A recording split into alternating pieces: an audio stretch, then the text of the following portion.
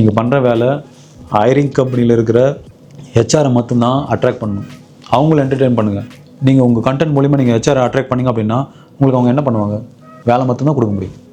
எதுக்கு சும்மா பசங்களை என்டர்டெயின் பண்ணிக்கிட்டு?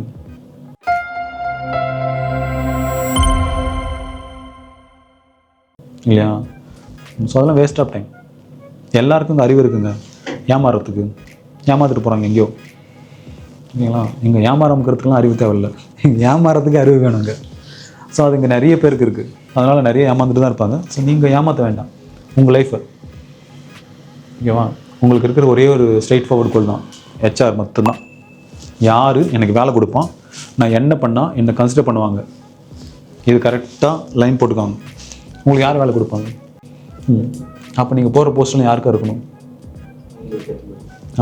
நீங்கள் வந்து மற்றவங்க சொல்லிக் கொடுக்குறீங்க இல்லையா? நீங்கள் சோஃபார் நீங்கள் போட்டுக்கிறது எல்லாமே ஒருத்தவங்க சொல்லிக் கொடுக்குற மாதிரி இருக்குது. இப்போ நீங்கள் சொல்லிக் கொடுக்க போகிறீங்கன்னா நீங்கள் டீச்சர் ஆகிறீங்க இல்லையா? என்ன மாதிரி ஆகணும்னு நினச்சிங்க அப்படின்னா யூ டூ. ஓகேங்களா? இல்லை என்ன மாதிரிலாம் ஆகக்கூடாது. இப்போ நான் வேலைக்கு போகணும்னு நினச்சிங்க அப்படின்னா just go to the right thing to HR. ஓகேங்களா?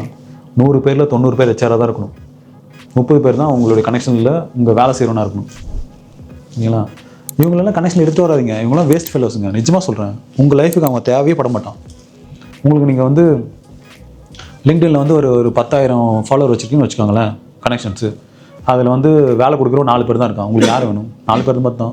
மற்ற நீங்கள் பண்ணி வச்சு லைக் சேர்த்து வச்சுருக்கிற மொத்த பேருமே அவங்க உங்களுக்கு ₹1 கூட லாபம் கிடையாது. இல்லை அவங்க ₹1 கூட அவங்கக்கிட்ட நீங்கள் ஏதாச்சும் பண்ணி ₹1 வாங்கிட முடியுமா? இல்லையா? நீங்கள் அவங்கள வந்து என்டர்டெயின்மெண்ட் பண்ணிட்டு இருக்கீங்க. அவங்க உன்னை சிரிச்சிட்டு இருப்பான், அவனை பார்த்து என்ன அவன் தினமும் போட்டுட்ருக்கான்னு. இப்போ சோகால் இன்ஃப்ளூயன்ஸை பார்த்து நானும் அப்படி தான் பண்ணிகிட்டு இருப்பேன். இவன் என்ன பண்ணிகிட்டு இருக்கான்னு சொல்லிட்டு. எப்படியும் இவன் போகிற போஸ்ட்டால் எந்த பைசாவும் மேக் பண்ண முடியாது இல்லையா? பியூரான ஒரு பிஸ்னஸ் மேன் கண்டிப்பாக என்டர்டெயின் பண்ண மாட்டான் எவனையும், பிஸ்னஸ் தெரிஞ்சது அப்படின்னா. ஓகேங்களா? பிஸ்னஸ் தெரியாதவங்க மட்டும்தான் இந்த மாதிரி என்டர்டெயின்மெண்ட் வேலையை பார்த்துட்ருப்போம். ஸோ நீங்கள் அதை பண்ணாதீங்க. Just do. யாருக்கு என்ன வேணும், உங்களுக்கு என்ன வேணுன்றது மட்டும் பண்ணுங்கள்.